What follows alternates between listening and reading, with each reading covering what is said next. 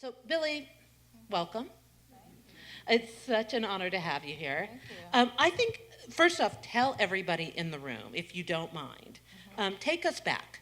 You planned a conference in 93? 83. 83. Yeah. And you thought there were just going to be a couple hundred people at Spelman College, Yeah. right? Yeah.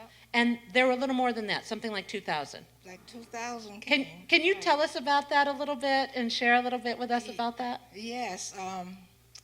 It sort of started with me being on the board of the National Women's Health Network. And there were like 3 black women on the board. And we were talking about health issues. And so the network would have their board meetings, and afterward they would have an educational program. And the educational program, there were no black women coming to the program, only white women. And so I didn't quite understand what to do. But before I got to the network, I was instrumental in, along with 2 other women, opening up an abortion clinic in Gainesville, Florida in 1974. And through that work, we learned that women were very concerned about birth, and white women were really voicing their concern about it. So we opened up a birthing center in 1978. And so here I am with all of this. Black women came in numbers higher than our number of the population for abortions. And that was interesting because growing up in the black community, abortion was not a word that was ever on anybody's lips. You know, there was anything else you could say to do it, but yet still, black women were getting these abortions. And black women were not, no, they weren't coming in by themselves. Their husbands were coming in with them, their boyfriends, parents were bringing in their daughters. So a lot of that myth got dispelled, but I didn't know what to do with it. So just hold on to that, you'll see it. So then we did the birthing center, the same thing, well, because you had to pay cash. And so most people had insurance. So black women had to go to the hospital. White women were having this exquisite birthing situation with midwives that was just incredible, okay? So now all of that in my background, I'm back at the National Women's Health Network. I tell stories in rounds, I'm sorry, y'all. It makes some people crazy, but just hang with me, okay? Back at the National Women's Health Network and concerned about why black women weren't coming to these meetings to learn about our health, and that we had a lot of issues. And so we were in Ann Arbor, Michigan at the Ann Arbor School of Public Health having a meeting. And I said, there's a person back there who knows what I'm talking about. And so I said to Norma Swenson, she and Nina Finkenstein was sitting next to me. And I said, I think I want to do a report on black women's health issues. Do y'all think it's a good idea? And they said, yeah, we think it's a great idea. Go do it. Well, I never made the report to them because when I started looking at the health statistics, I was furious.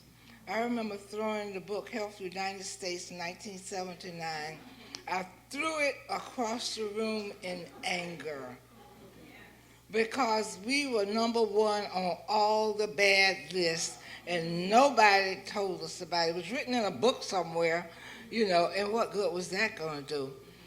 So I figured out how to write my first grant. I'd never written a grant in my life. I'm a special education teacher by trade, but I wanted to do this. But the first thing I was going to try to do is find out from other black women, was this something they thought we should do? So I called a meeting at my house. Only one person came. I was so upset. I called my mother. My mother said, well, how was your first meeting? I said, only one person came. She said, well, that's more than you had last year. Okay? Yeah. So I did the grant thing and started trying to raise money and you know, when you reach my age 86 and you start to look back at your life, and you realize that everything that happened to you was supposed to happen to you. I left the birthing center and started working at the community college. And back, those were the days of CETA. Y'all remember the CETA program? And I'm talking to these young black women who were getting paid minimum wage to come to school, and they were not coming to school. And I couldn't understand why. So I found out one woman was 19, and she had like 2 or 3 children already, and I was wondering how in the world did that happen. Another woman had really bad diabetes. People had high blood pressure. Because, see, I would have thought about their health as the CETA director. And that's where the idea of black women's health was born in my mind. Because all the white women I was working with, all they were talking about was abortion. And the black women wasn't relating to that. So it's like the list, the priorities are different. We're all on the same list, but when we started talking about some of the other things that were involving black women, that's when we started. And so I knew that this was something that we needed to get black women to talk about. That this is not something you can guess about or you can say you know, that the information was locked up inside of us and that we were living in a conspiracy of silence because we didn't talk about our health. That wasn't our business. The white women would tell you everything about their health, every operation, everything, more than you ever wanted to hear. And black women would, oh, well, I had female problems. No, I had this. So we had to break that conspiracy of silence. And when women started talking, they started talking about the realities of their lives. What was it like for you growing up? What was good and what was hard? And so we did 2 years of meeting at Spelman campus to plan the conference. And I didn't know black women all over the country. I only knew people in Florida. But the white women would say, what can I do to help you? I said, well, do you know any black women where you live? And they sent them to us. Well, then we had to have money. So let me go back to this, because this is the Miz Foundation. And this is the money piece. Tell us the money piece. That's the story. Well, we finally got that grant written, and Byllye Avery, she was the executive director at the network. So she got together with something called Women in Philanthropy in New York City. And they had a luncheon at the New World Foundation.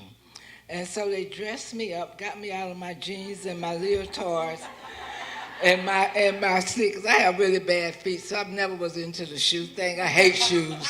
Anyway, I can't deal with shoes and hair. Shoes and hair are not my thing, but anyway, they dressed me up. And so, you know, but this is the interesting part of the story. We go to Macy's to buy the clothes for me to wear. And this woman, the salesperson, comes out with a suit, and she said, this is the perfect thing you need to wear if you're going to raise money. And how did she didn't know I was going to raise money. Nobody said that, but somehow she knew. But anyway, so they dressed me up. I put on hard, high-heel shoes that hurt. I came to New York. We first went to the Ford Foundation. And so I thought the guy really liked us. And we came out, you know, Ford Foundation, big glass place, you know, really gorgeous and everything. And we got downstairs. I said, oh, he liked us. She said, no, he didn't. He's not going to give us a penny. She said, I just want you to get the experience.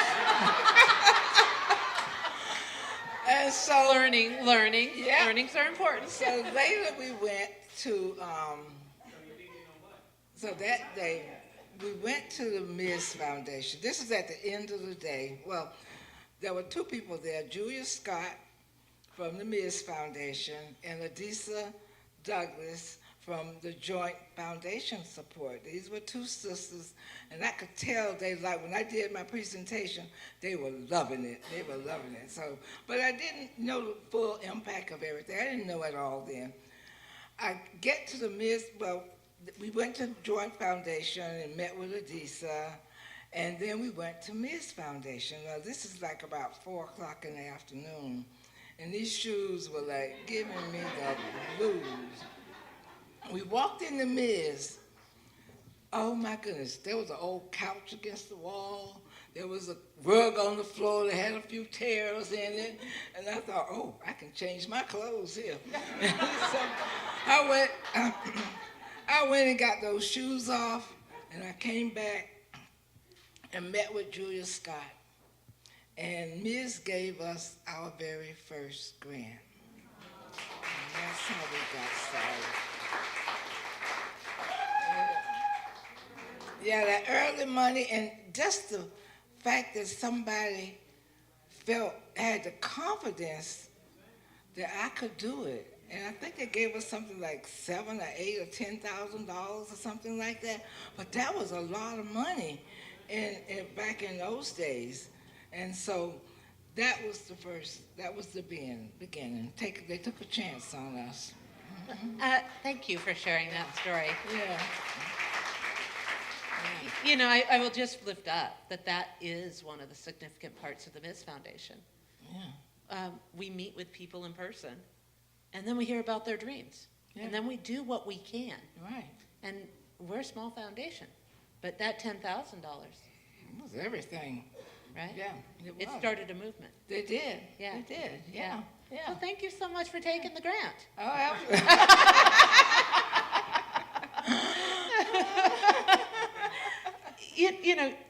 I oftentimes say it's not where people are today, it's where they're going to be 5 years from now.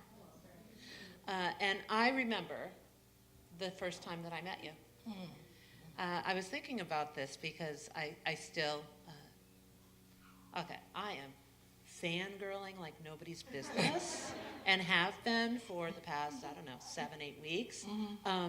But I remember you came to Connecticut. I was living and working in Connecticut, running the Permanent Commission on the Status of Women at the time. This was 17, 18 years ago. And we were trying to stop a hospital merger in northwestern Connecticut. And you came to rally the crowd. And I remember that moment of seeing somebody who spoke so passionately and transparently about not just abortion, Right. but also the other half of that, Right. the determination of when you want to have a child, Right.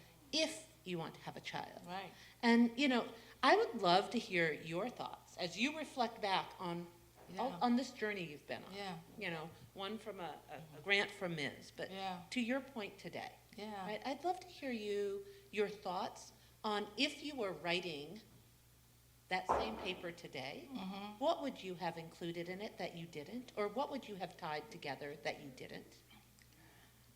Ooh, I would recognize the truth that I was doing things that I did not sit down and plan out to do. It just seemed like the right thing to do. Like, I always worked on birth and abortion. I never worked on just one or the other or saw them in all my talks. I talk about it together because that's the way it came about. I also wish that, I wish I could say that I sat down and planned all of it. I didn't. The Creator was sending it to me on a daily basis. That was like an agreement we had. I'm here to do this, and you got to come and tell me what to do. Just like I got to meet payroll, so you got to get the money down here. You know what I mean? So that's the kind of way, it was a whole spiritual kind of thing that I was in a place that was supposed to be. The way the whole conference came together. Yeah. We had 20-some women from all across the country. And the first thing we decided is we want to plan a conference that we want to come through to. We didn't want the one that the healthcare professionals have been planning for us, where you bring people from California to tell them the warning signs of cancer. They can get that in California. We had to give them something that they couldn't get anywhere else. And it was for us to come together, take our shoes off, tell the stories of our life, analyze what was happening, and then plot our course. And so I would say we had the answers locked up inside of us. And I wish I could have said that I planned it out that way. But I would be remiss if I didn't mention something that's very difficult to talk about. And black women were brave enough to do it, was to talk about how they grew up and how they were treated in their families. You will be shocked to hear some of the stories. We all didn't grow up in warm, loving, caring families. That wasn't the way it happened. You know, a lot of women were victims of sexual abuse. Yeah, rape, incest, and didn't feel safe. And they would tell their mothers, and their mothers said, just put up with it until you leave home, you know? And so these things, the black women took the chance and talked about it. With each other, yeah, and figured it out. And so when you talk about reproductive justice, we figured out intersectionality long time ago. We didn't have the name. We talked about our life experiences and how that had to be. And some of us felt damned if we had a baby, damned if you didn't have a baby. You see what I'm saying? There was no way to go. So we couldn't call what we were doing feminism now, because black women didn't want to touch feminism because that's what the white women were doing. And they were mad with the white women because the white women wasn't talking about their lives. They wanted to go to work. And black women wanted to come home from work. You know, so it was like, yeah. Wait, Yeah, Byllye, yeah. say that again. Say that again, because there is some truth to be told on the history side of that. They talking about going to work and doing all this, and people want to get out of Miss Ann's kitchen. People want to go home with their own children, you know? So we had to figure out how do we thread that needle.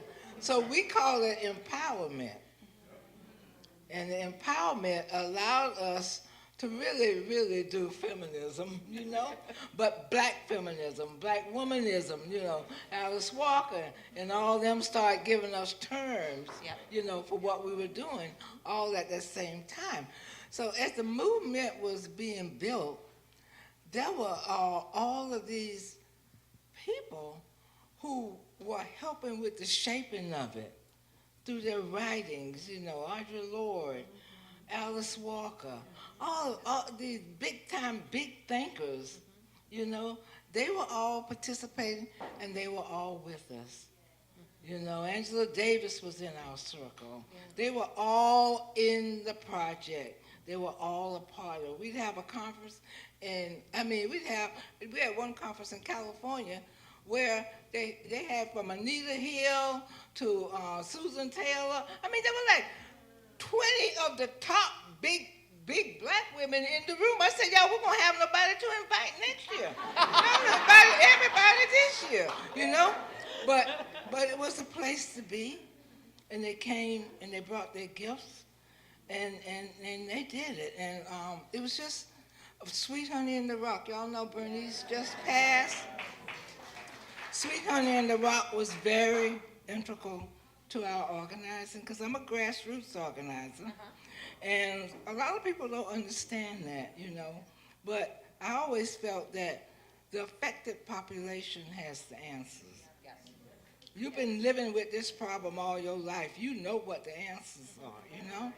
And so the way to get people to come was to have Sweet Honey. And people showed up. My favorite group. I know. It was everybody's favorite. So those were some of the little tidbits, you know, that I wish I could say strategic planning and all of that. No. This was like, yeah. You know, you brought it Sweet Honey in the Rock, so I'm just going to quote them, "We who believe in freedom shall not rest." Oh, yeah. And it's one of the songs I play often. Yeah. And so I wanted to ask you, we have a lot of women who are heading and running nonprofits in this room.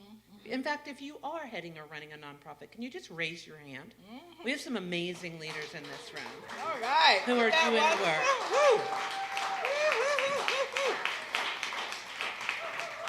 So first I want to thank you all for the work that you are doing. But Byllye, you started something, you worked it. Yeah. What advice would you give to those folks in the room today that are fighting these battles? Because, I'm a true believer, those closest to the problem, right? We have the answers to help and heal our communities. Absolutely. But what would you say to me? But what would you say to them? I would say the one thing that I wished I had, well, there wasn't many black women running organizations 40 years ago. Let's just say that. And certainly not many running anything to do with black women's health, reproductive justice, abortion, and none of that happened. So we kind of were out there by ourselves and had to seek it where we can. But the thing that I don't know if this exists. I say that when the woman who is running the Black Women's Health Imperative, Linda Garlow Blunt, is sitting right here on the front row. And she is absolutely incredible. She's an epidemiologist, the first real medical person we ever had running the organization. But I think people need to come together. You all need to have, I don't know if you have it, a special group for those who are leading nonprofits to come together and sit down and talk with each other and talk about what's going on. Because it's hard in this world, and it's hard doing the work, and then as quiet as it's kept, it's hard dealing with foundations. Because they have the money, and we have the ideas of what we need to do, but they got their idea of what they want us to do. And so you got to figure out how to thread that needle and make it happen. And there's a lot of sharing. But you first got to take care of yourself, because this work is so hard. And it's wonderful. You get passionate like me. You go at it like a crazy person. But and you get such a high from it. But you can get really burnt out and tired from good news, just like you can from bad news.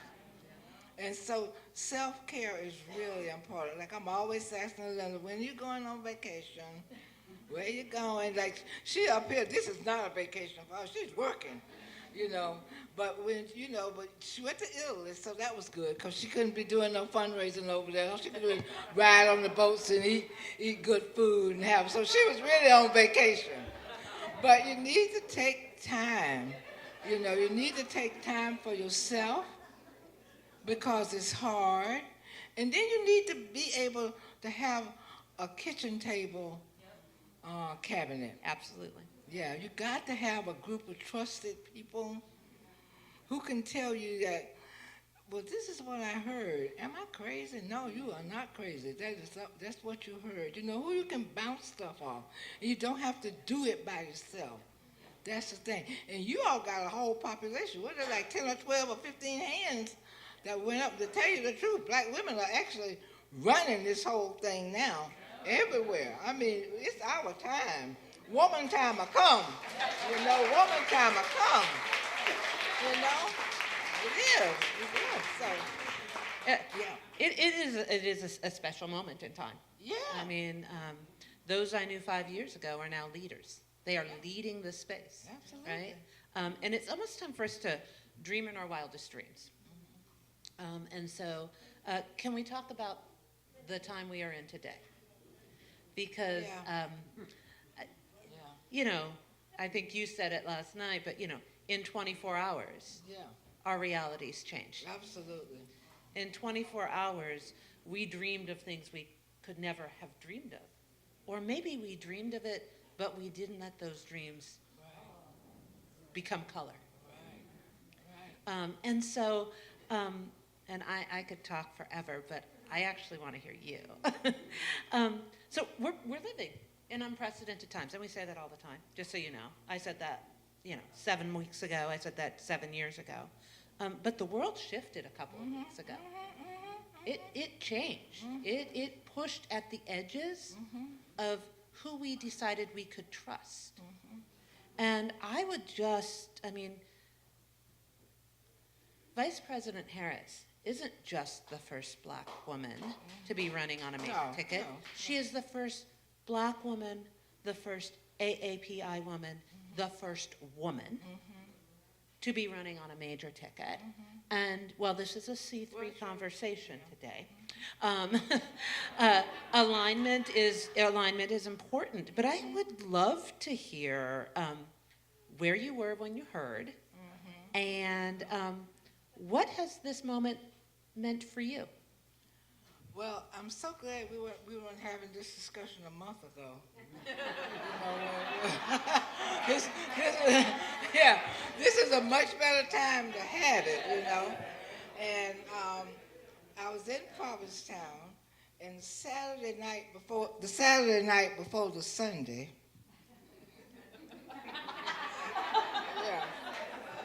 Kamala was in Provincetown doing a fundraiser. Because as you know, that's one of the places where people, there are like 2 and 3 fundraisers every weekend in Provincetown, just like they have them all here. They raised $2 million and sent the sister. She was very happy. Because you all don't think that this plan just happened by accident. As Stacey Abrams says, in politics, nothing happens by accident. This was the plan, and I kept saying to Angina, what's the Democrats' plan? They got to have a plan. Don't tell me that we're going to just be, wallowing around here. So I think she knew that the next day was going to be her day. So I was at home, and I couldn't believe it. It was just so wonderful because the whole town was just gleaming. The helicopters had been going all over everywhere, and everything. So that's where I was. And for the first time, I was able to look at the news. Because in our house, the news, I don't look at it. And Gina is the watcher. And she looks at it after I go to bed. And if for some reason I wake up and hear that yin voice going on, I just can't stand it. I had to do that to save myself because I was going crazy. 50 years I've been doing this work, and to see it all go down the tubes over some foolishness was just more than I could stand. So, yeah, it was just more than I could stand. I just couldn't do it. So that's where I was, and the reality changed. And I remember 2 days later, we were at concerts on the beach, and I saw this woman walking around with a Kamala for President's T-shirt, the one I had on the day.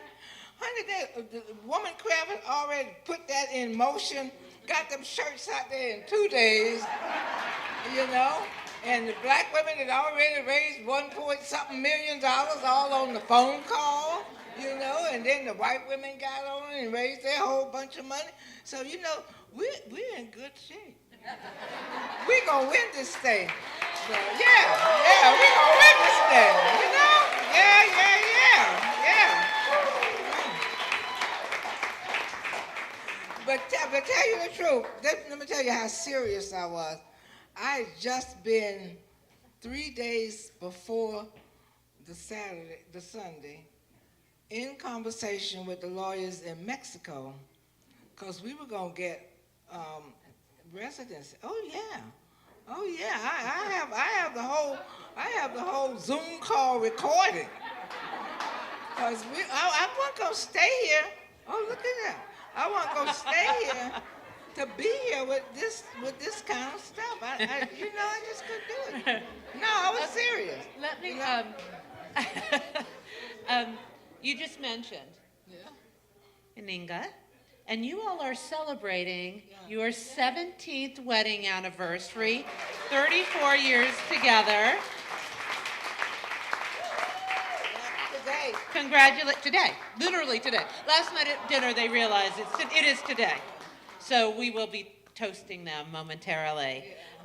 We're going to take questions in just a moment, but I wanted to ask you this question because it's very personal to me. All right. I grew up in Minot, North Dakota.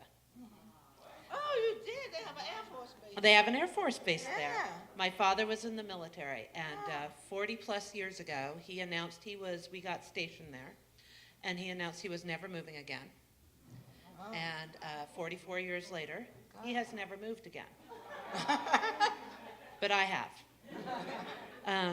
And you grew up in Waynesville. I grew up in D-Land. In D-Land, Florida. Born Sorry. in Waynesville, but Born. I grew up in D-Land. So, you know, I always say, like, I feel very blessed to have grown up in Minot, North Dakota.